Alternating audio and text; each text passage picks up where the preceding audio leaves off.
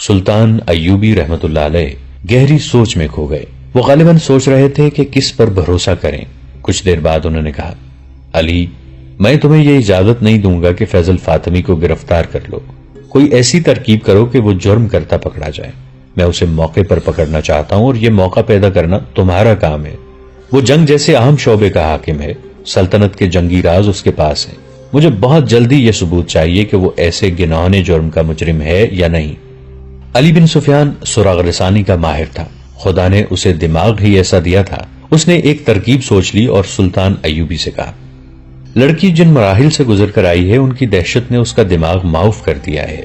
وہ احمد کمال کے لیے جذباتی ہو گئی ہے کیونکہ اس شخص نے اسے دہشت سے بچایا اور ایسا سلوک کیا کہ لڑکی اس کے بغیر بات ہی نہیں کرتی۔ مجھے امید ہے کہ میں اسی لڑکی کا استعمال کر سکوں گا۔ کوشش کر دیکھو، سلطان ایوبی نے کہا، لیکن یاد رکھو میں واضح ثبوت اور شہادت کے بغیر تمہیں اجازت نہیں دوں گا کہ فیضل فاطمی کو گرفتار کر لو۔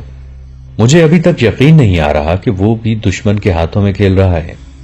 علی بن سفیان لڑکی کے پاس گیا اور اسے اپنا مدعا بتایا۔ لڑکی نے کہا، احمد کمال کہے گا تو میں آگ میں بھی کود جاؤں گی۔ احمد کمال نے کہا، جیسے یہ کہتے ہیں ویسے کرو، ان کی بات سمجھ لو۔ اس کا مجھے کیا انعام ملے گا؟ لڑکی نے پوچھا۔ تمہیں پوری حفاظت سے فلسطین کے قلعہ شوبک میں پہنچا دیا جائے گا، علی بن سفیان نے کہا، اور یہاں تمہیں پوری عزت سے رکھا جائے گا۔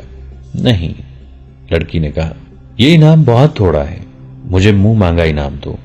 میں اسلام قبول کر لوں گی اور احمد کمال میرے ساتھ شادی کر لے گا۔ احمد کمال نے صاف انکار کر دیا۔ علی بن سفیان اسے باہر لے گیا۔ احمد کمال نے کہا کہ یہ بے شک اسلام قبول کر لے لیکن میں اسے پھر بھی اسلام کا دشمن سمجھوں گا۔ علی بن سفیان نے اسے کہا، ملک اور قوم کی سلامتی کی خاطر تمہیں یہ قربانی دینی ہوگی۔ احمد کمال مان گیا۔ اس نے اندر جا کر لڑکی سے کہا، میں چونکہ تمہیں ابھی تک بے اعتبار لڑکی سمجھ رہا ہوں اس لیے شادی سے انکار کیا ہے۔ اگر تم ثابت کرو کہ تمہارے دل میں میرے مذہب کے لیے قربانی کا جذبہ ہے تو میں تمام عمر تمہارا غلام رہوں گا۔ لڑکی نے علی بن سفیان سے کہا، کہو مجھے کیا کرنا ہے، میں بھی دیکھ لوں گی کہ مسلمان اپنے وعدے کے کتنے پکے ہوتے ہیں۔ میری ایک شرط یہ بھی ہے کہ احمد کمال میرے ساتھ رہے گا۔ علی بن سفیان نے اس کی یہ شرط بھی مان لی اور اپنے ایک اہلکار کو بلا کر احمد کمال اور لڑکی کے لیے رہائش کے انتظام کا حکم دے دیا۔ اس نے دروازہ بند کر لیا اور لڑکی کو احمد کمال کی موجودگی میں بتانے لگا کہ اسے کیا کرنا ہے۔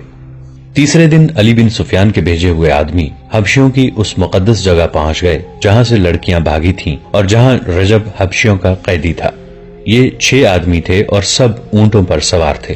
انہوں نے بھیس نہیں بدلا تھا، وہ مصری فوج کے لباس میں تھے۔ ان کے پاس برچیاں، تیر کمان اور تلواریں تھیں۔ انہیں احمد کمال نے لڑکیوں کی رویداد سنا دی تھی۔ اس کے متعلق علی بن سفیان نے انہیں طریقہ کار سمجھا دیا تھا۔ وہ پہاڑی خطے کے اندر گئے جہاں پہاڑوں نے قلعہ بنا رکھا تھا۔ ایک برچھی نہ جانے کہاں سے آئی اور ان کے سامنے زمین میں گڑ گئی۔ اس کا مطلب یہ تھا کہ رک جاؤ، تم گھیرے میں ہو۔ وہ رک گئے۔ حبشی پروہت سامنے آیا۔ اس کے ساتھ 3 حبشی تھے جن کے پاس برچیاں تھیں۔ حبشی نے انہیں خبردار کیا کہ وہ اس کے چھپے ہوئے تیر اندازوں کی زد میں ہیں۔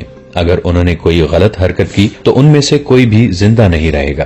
سب نے اپنے ہتھیار حبشیوں کے آگے پھینک دیے اور اونٹوں سے اتر آئے۔ ان کے قائد نے حبشی پروہت سے ہاتھ ملا کر کہا، ہم تمہارے دوست ہیں، محبت لے کے آئے ہیں، تمہاری محبت لے کے جائیں گے۔ کیا تم نے تینوں لڑکیوں کی قربانی دے دی ہے؟ ہم نے کسی لڑکی کی قربانی نہیں دی۔ پروہت نے غصے سے جواب دیا، تم کیوں پوچھتے ہو؟ ہم مصری فوج کے باغی ہیں۔ جماعت کے قائد نے جواب دیا، ہم تمہاری اس فوج کے سپاہی ہیں جو مسلمانوں سے تمہارے دیوتا کی توہین کا انتقام لے گی۔ ہمیں تمہارے آدمیوں نے بتایا تھا کہ انہیں شکست اس لیے ہوئی ہے کہ لڑکیوں کی قربانی نہیں دی جا سکی۔ ہم رجب کے ساتھ تھے، ہم نے اسے کہا کہ ہم 3 فرنگی لڑکیاں اغوا کر کے لے آئیں گے اور ایک کی بجائے 3 لڑکیاں قربان کریں گے اور دیوتا کے مگرمچھوں کو کھلائیں گے۔ ہم بڑی دور سے 3 لڑکیاں ورغلا کر اور بہت لالچ دے کر لے آئے تھے اور رجب کے حوالے کر دی تھی۔ وہ انہیں یہاں لے آیا تھا۔ ہم یہ دیکھنے آئے ہیں کہ لڑکیوں کی قربانی دی جا چکی ہے یا نہیں۔ حبشی پروہت دھوکے میں آ گیا۔ اس نے کہا، رجب نے ہمارے ساتھ کمینگی کی ہے، وہ لڑکیاں لے آیا تھا مگر اس کی نیت خراب ہو گئی تھی۔ اس نے لڑکیوں کو یہاں سے بھگا دیا ہے لیکن ہم نے اسے نہیں بھاگنے دیا، اسے پوری سزا دی ہے۔ لڑکیاں ہمارے ہاتھ سے نکل گئی ہیں۔ کیا تم تو لڑکیوں کا بندوبست کر سکتے ہو؟ دیوتاؤں کا قہر سخت ہوتا جا رہا ہے۔ ہم ضرور بندوبست کر دیں گے، قائد نے کہا۔ थोड़े दिनों तक हम 2 लड़कियां ले आएंगे। हमें रजब के पास ले चलो, हम उनसे पूछेंगे कि लड़कियां कहां हैं। हबशी पिरोहत सबको अपने साथ ले गया।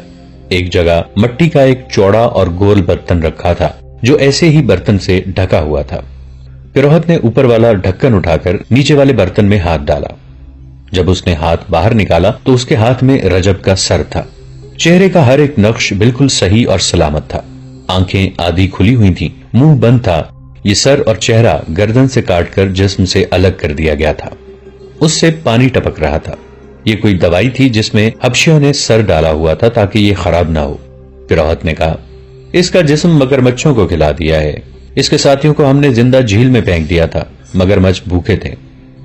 अगर हमें ये सर दे दो तो हम अपने साथियों को दिखाएंगे, एक ने कहा, और उन्हें बताएंगे कि जो अंगोक के देवता की तौहीन करेगा उसका यही अंजाम होगा।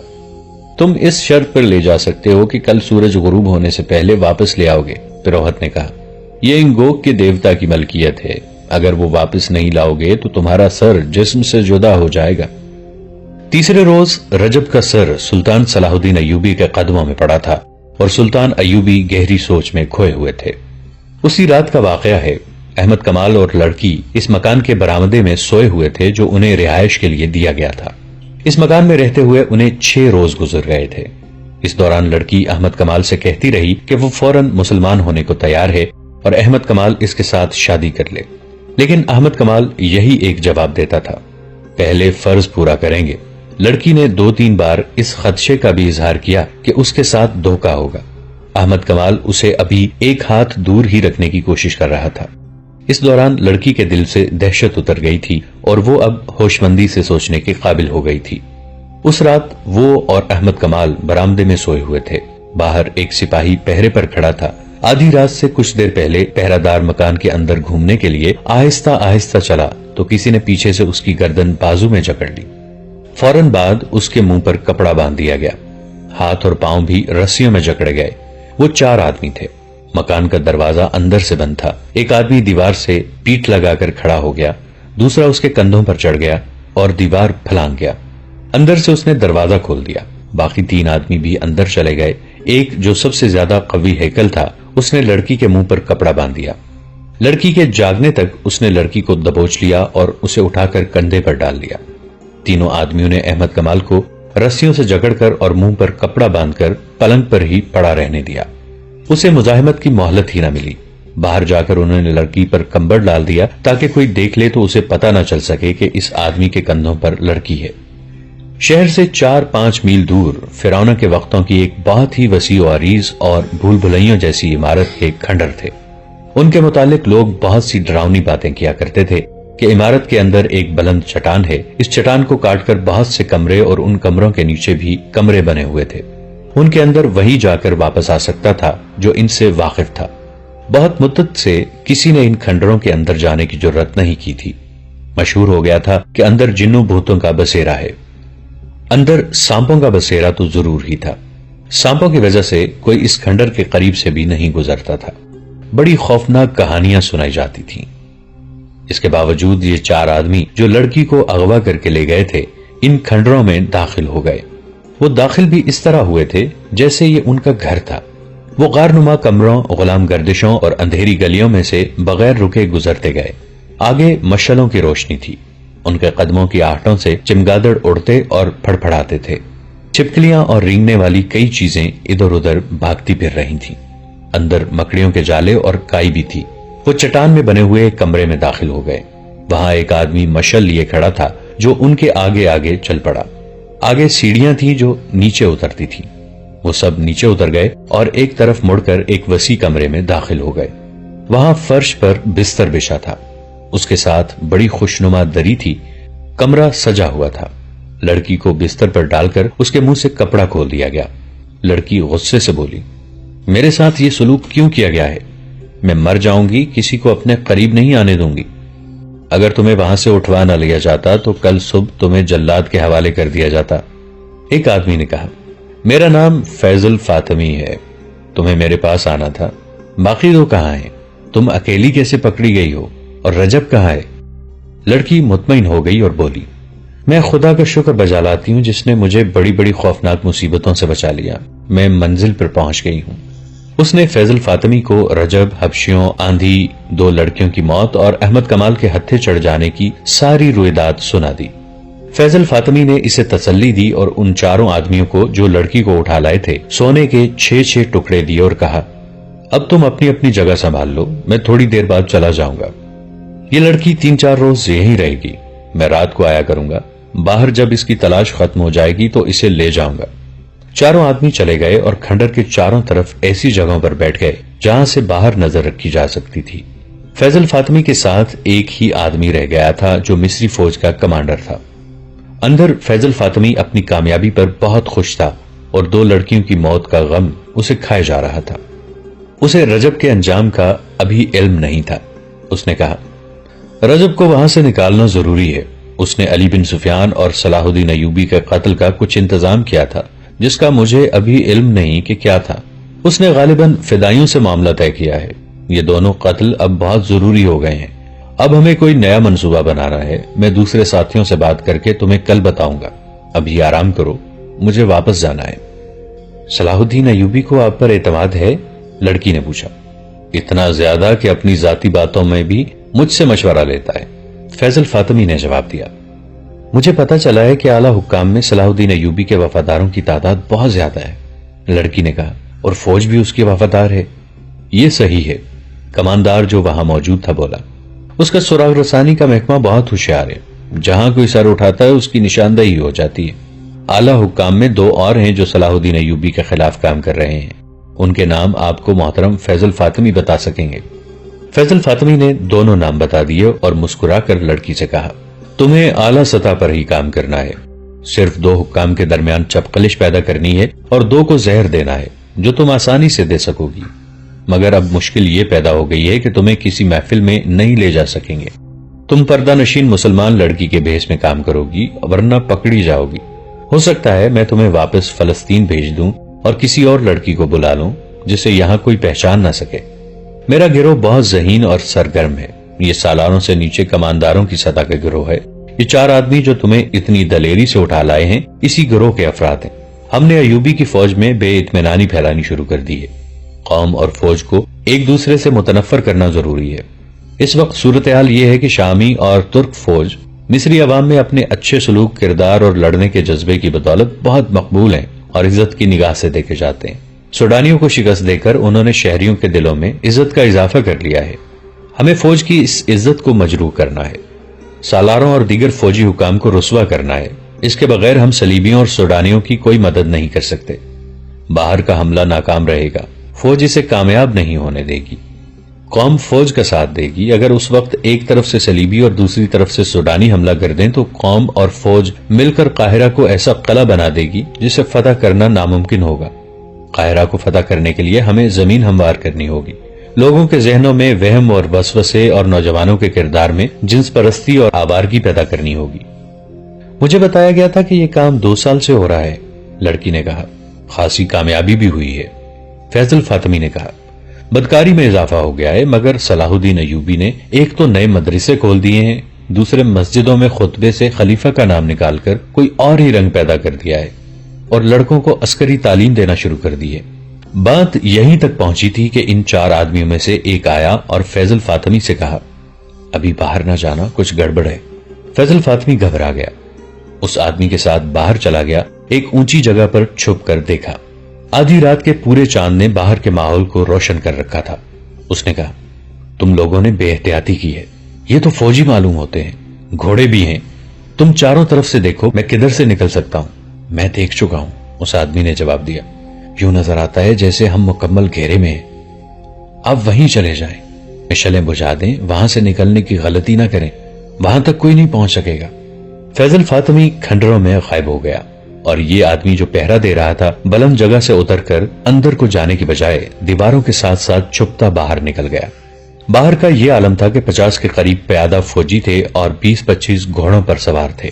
انہوں نے سارے کھنڈر کو گھیرے میں لے لیا تھا۔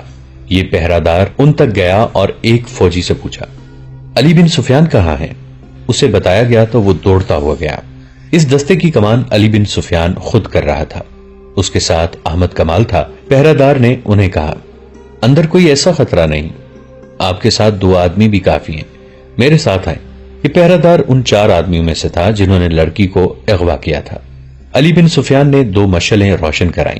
احمد کمال اور 4 عسکریوں کو ساتھ لیا، 2 کے ہاتھوں میں مشعلیں دیں۔ سب نے تلواریں نکال لیں اور اس آدمی کے ساتھ کھنڈر میں داخل ہو گئے۔ انہوں نے دیکھا کہ کوئی آدمی کسی طرف سے آیا اور دوڑتا ہوا اندر کی طرف چلا گیا ہے۔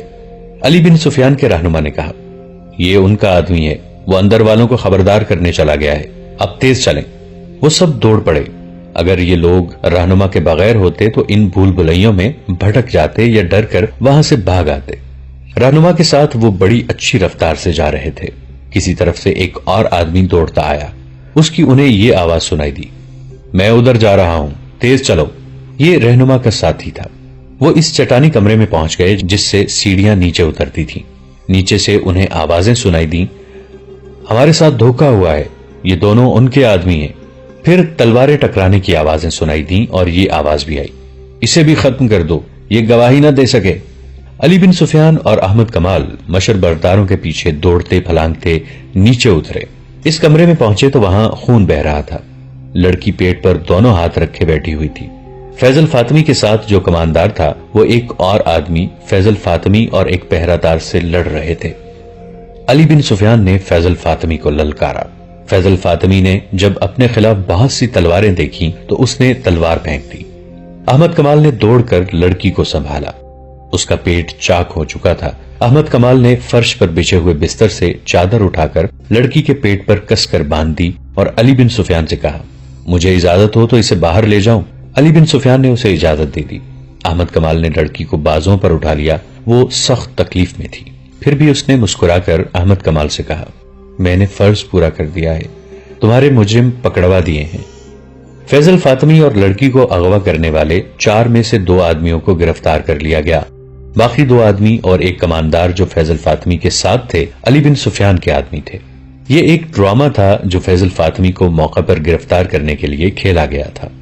لڑکی نے پورا تعاون کیا لیکن زخمی ہو گئی۔ یہ ڈرامہ اس طرح تیار کیا گیا تھا کہ لڑکی سے وہ خفیہ الفاظ معلوم کیے گئے جو اس کے گروہ کو ایک دوسرے کو پہچاننے کے لیے استعمال کرنے تھے۔ لڑکی نے یہ بھی بتا دیا تھا کہ اس نے فیضل فاطمی کے پاس جانا تھا۔ علی بن سفیان نے اپنے 3 ذہین جاسوس استعمال کیے جس میں ایک کماندار کے عہدے کا تھا۔ انہیں خفیہ الفاظ بتائے گئے اور کہا کہ وہ فیضل فاطمی تک رسائی حاصل کریں اور اسے بتائیں کہ 3 میں سے ایک لڑکی یہاں آ گئی ہے، لیکن وہ فلاں مکان میں قید ہے جہاں سے اسے نکالا جا سکتا ہے۔ انہیں یہ بھی بتایا گیا کہ وہ فیضل فاطمی کو رجب کا جھوٹا پیغام دیں کہ اس لڑکی کو بچاؤ اور اپنی کارروائیاں تیز کر دو۔ دوستو، آج کے لیے اتنا ہی۔ اسی کہانی کی اگلی قسط کے ساتھ بہت جلد حاضر ہوں گے۔ نیچے کامنٹ سیکشن میں اپنی رائے کا اظہار ضرور کیجیے گا۔ ہمارے اس چینل کو سبسکرائب کر کے نیچے موجود بیل آئیکن کو بھی ضرور کلک کیجیے گا۔ اگلی ملاقات تک کے لیے ہمارا اور آپ کا اللہ نگہبان۔